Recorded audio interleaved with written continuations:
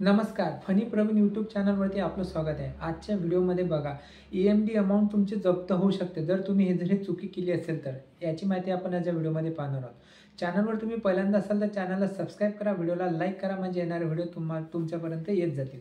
तर चला आता आपण व्हिडिओला सुरुवात करू। बघा, सिडको लॉटरीमध्ये मी तुम्हाला मागच्या व्हिडिओमध्ये सुद्धा सांगितलं होतं की सिडकोला तुम्ही चुकीची माहिती देऊ नका। कारण की बघा, सिडकोद्वारा सगळा आपला डेटा उपलब्ध असतो। काहींनी काय केलेलं आहे, काहींनी बघा, सिडकोचं घर हे आपल्याला एकदाच घेता येते। अजून तुम्ही एकापेक्षा एक घर घेऊ शकता असं अजून कुठे डिक्लेअर झालेलं नाही आहे आणि नोटिफिकेशन आलेलं नाही आहे बघा। आणि काहींनी काय केलेलं आहे की बघा, कोणत्याही घराचं पोझिशन किंवा कोणत्याही घराचं म्हणजे जर तुमचं रजिस्ट्रेशन असेल किंवा जर तुम्ही कोणत्याही सिडकोचं घर घेतलेलं असेल, जर हे परत घेतलेलं आणि परत जर या अर्जासाठी जर तुम्ही अप्लाय केलेलं असेल तर तुमची EMD सुद्धा जप्त होऊ शकेल असं त्यांनी इरादा पत्रामध्ये सांगण्यात आलेलं आहे, स्पष्टमध्ये सांगण्यात आलेलं आहे।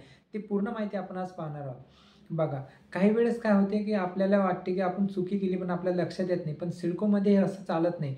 एका वेळेस जर तुम्ही दुसरं घर घेत असाल, समजा तुम्ही ऑलरेडी सिडकोच्या घरामध्ये राहतात आणि जर तुम्ही सिडकोच्या घरासाठी अप्लाय केलेलं आहे, हे जर आता त्यांना डॉक्युमेंट व्हेरिफिकेशन करताना जर तसं आढळून आलं तर तुमची जी EMD अमाऊंट तुम्ही पे केलेली आहे ते डायरेक्ट तुमची जप्त होईल असं त्यांनी त्यांच्या नोटिफिकेशनमध्ये सांगण्यात आलेलं आहे। बघा खाली त्यांनी काय सांगितलंय की जर तुम्ही असं कोणतेही घराच्या बद्दल किंवा आम्हाला अशी कोणतीही माहिती आढळून आली तर तुमची EMD अमाऊंट जप्त होईल।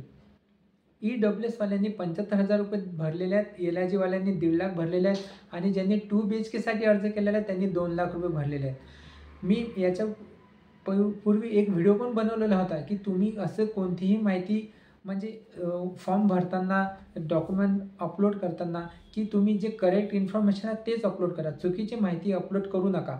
काही वेळेस असं पण झालेलं आहे की प्रधानमंत्री आवास योजनेच्या बद्दल आता काही खूप साऱ्या या प्रधानमंत्री आवास योजनेबद्दल प्रश्न निर्माण होतात।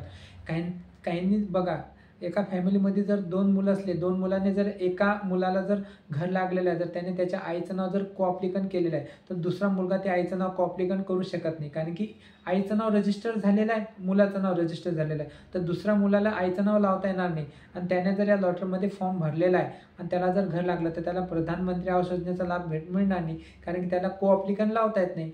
महिला अर्जदार असेल तर महिला अर्जदारासाठी असं ऐच्छिक नाही, असं माझ्या मते तरी कुठेतरी ऐकण्यात आले किंवा वाचण्यात आलेलं आहे। पण पुरुष जर असला, EWS कॅटेगरीमध्ये त्यांनी फॉर्म भरलेला आहे तर त्यांना को-ॲप्लिकंट लावणं ऐच्छिकच आहे, तरच तुम्हाला जी प्रधानमंत्री आवास योजनेची सबसिडी आहे ते तुम्हाला मिळणार आहे।